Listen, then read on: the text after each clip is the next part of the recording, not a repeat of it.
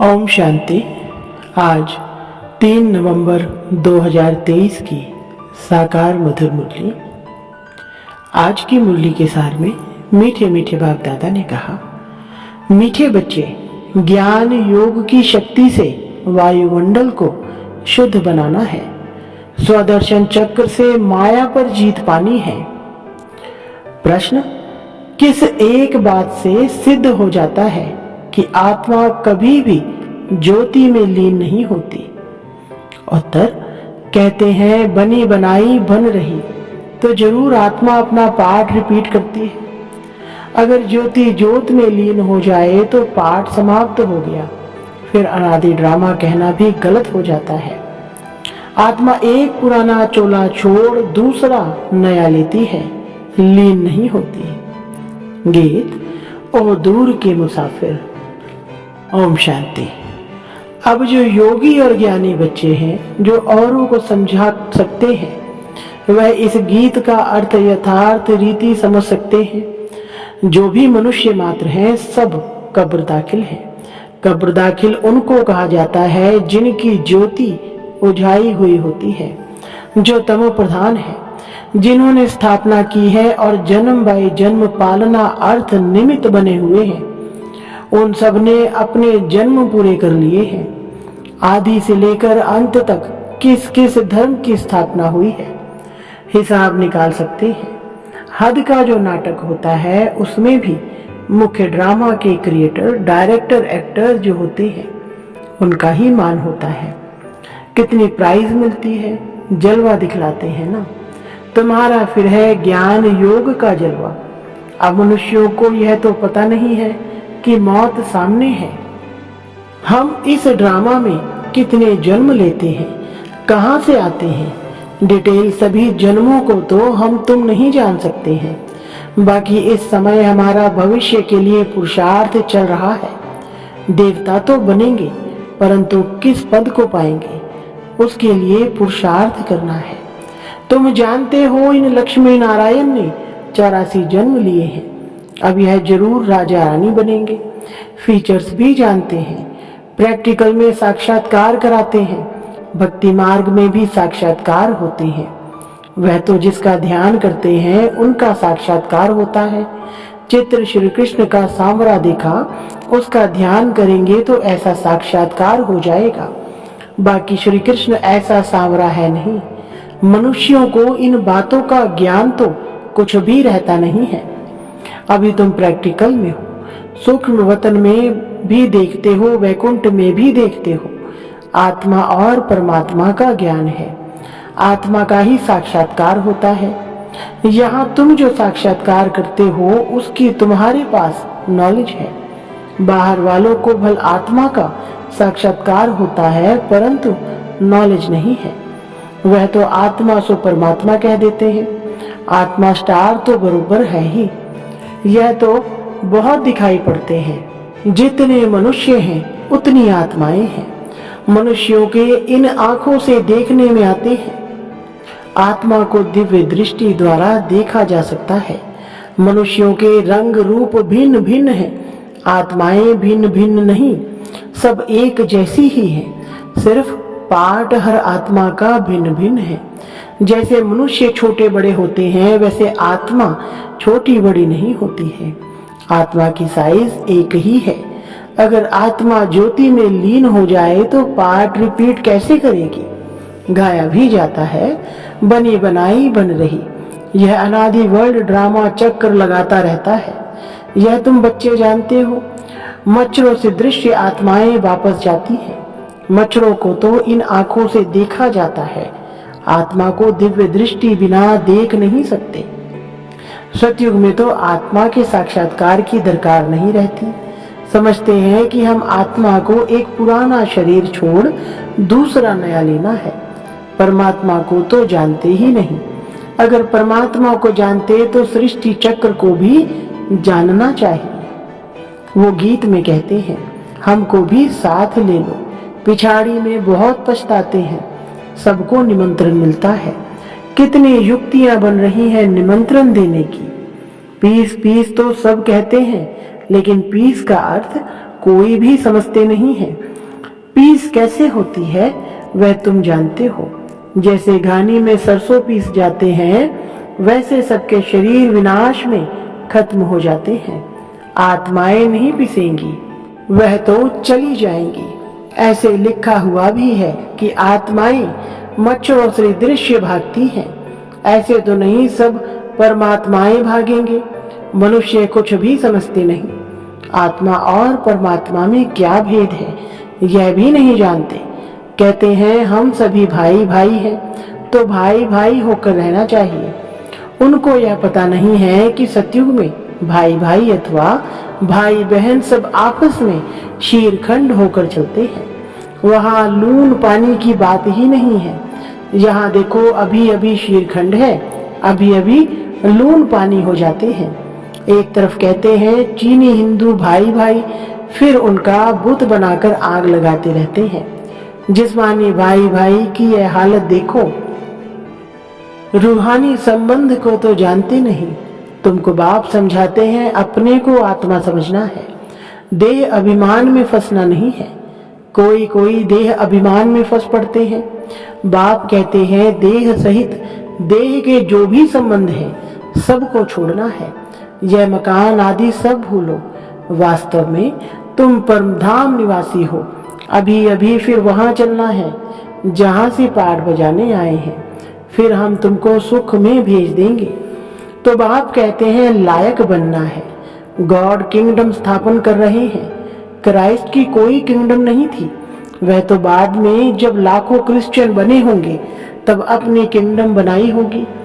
यहाँ तो फट से सतयुगी राजाई बन जाती है। कितनी सहज बात है। बरोबर भगवान ने आकर स्थापना की है। श्री कृष्ण का नाम डालने से सारा घोटाला कर दिया है।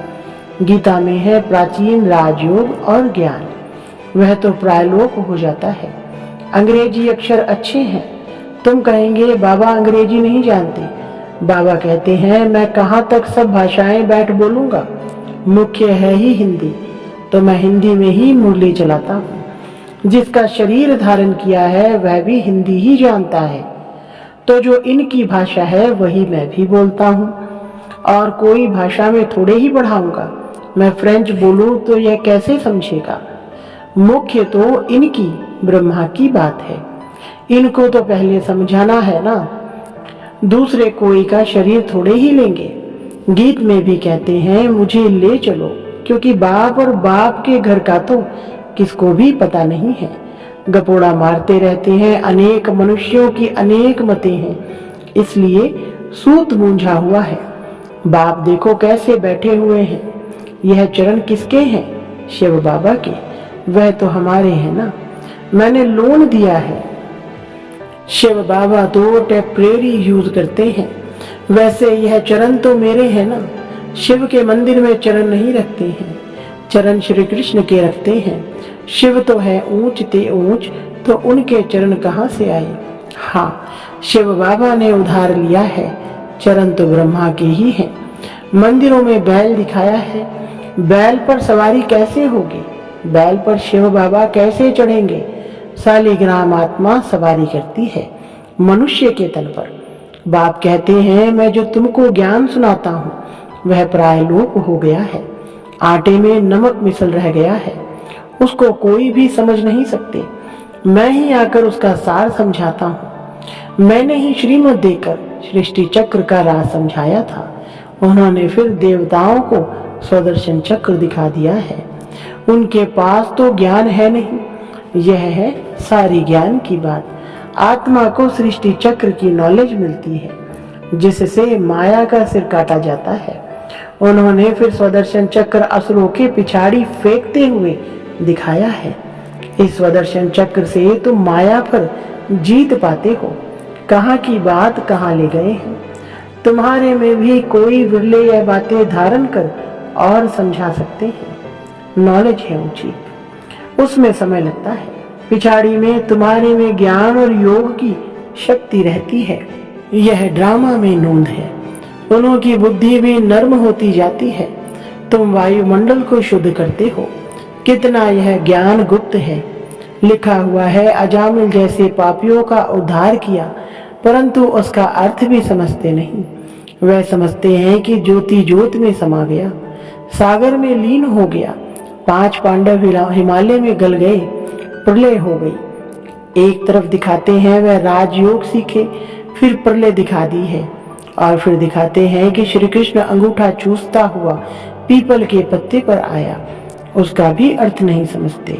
वह तो गर्भ महल में था, अंगूठा तो बच्चे चूसते हैं। कहाँ की बात कहाँ लगा दी है। मनुष्य तो जो सुनते हैं वह सत्य सत्य कहते रहते हैं। सत्युग को कोई जानते नहीं। उनको कहा जाता है जो चीज होती ही नहीं। जैसे कहते हैं परमात्मा का नाम रूप है ही नहीं, परंतु उनकी तो पूजा करते रहते हैं।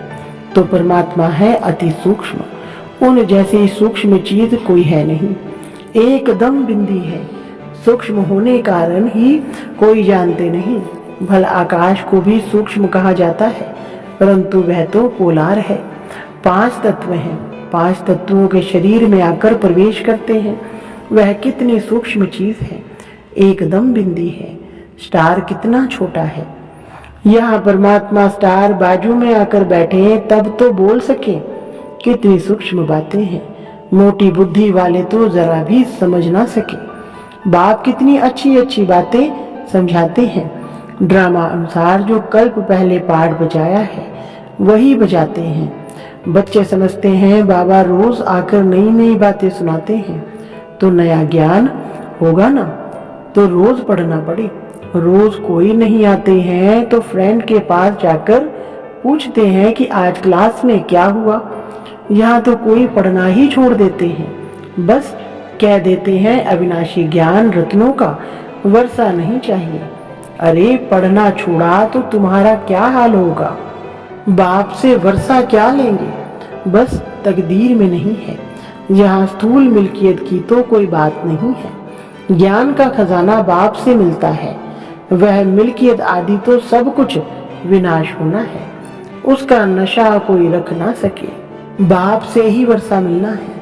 तुम्हारे पास भल करोड़ों की मिल्कियत है, वह भी मिट्टी में मिल जानी है। इस समय की ही सारी बात है। यह भी लिखा हुआ है, किसकी दबी रहेगी धूल में, किसकी जलाए आग। इस समय की बातें पिछाड़ी में चली आती है। विनाश तो अभी होना है, विनाश के बाद फिर है स्थापना। अभी वह स्थापना कर रहे हैं, वह है अपनी राजधानी। तुम दूसरों के लिए नहीं करते हो, जो कुछ करेंगे वह अपने लिए। जो श्रीमत पर चलेगा वह मालिक बनेगा। तुम तो नए विश्व में नए भारत के मालिक बनते हो।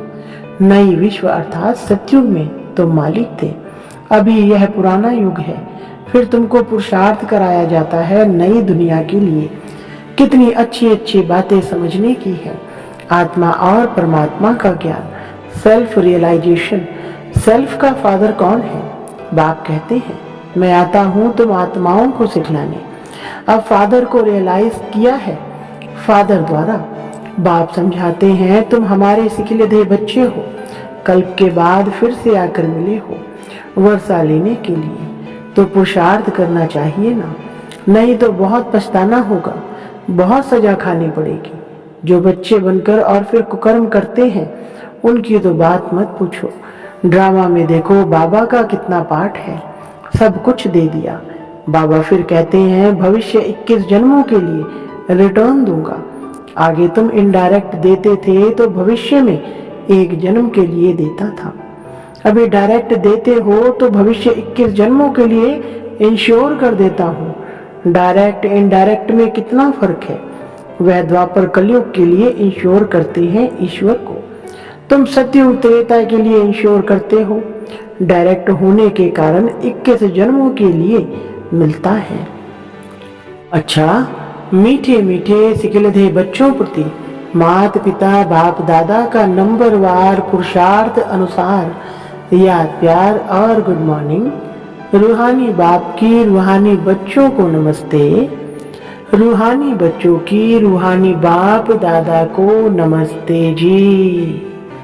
धारणा के लिए मुख्य सार नंबर 1, अविनाशी बाप से अविनाशी ज्ञान रत्नों का खजाना ले तकदीरवान बनना है। नया ज्ञान, नई पढ़ाई, रोज पढ़नी है।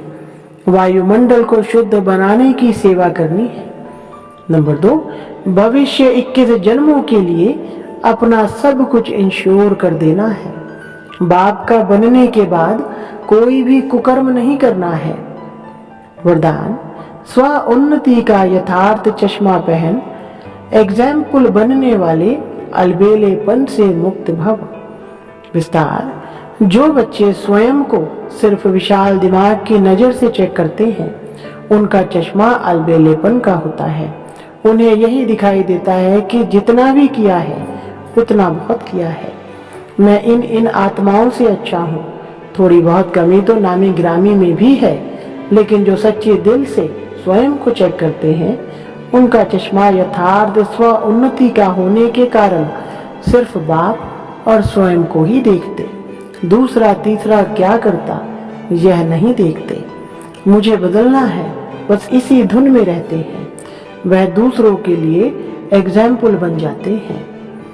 स्लोगन, हदों का सर्ववंश सहित समाप्त कर दो तो बेहद की बादशाही का नशा रहेगा। अच्छा, ओम शांति।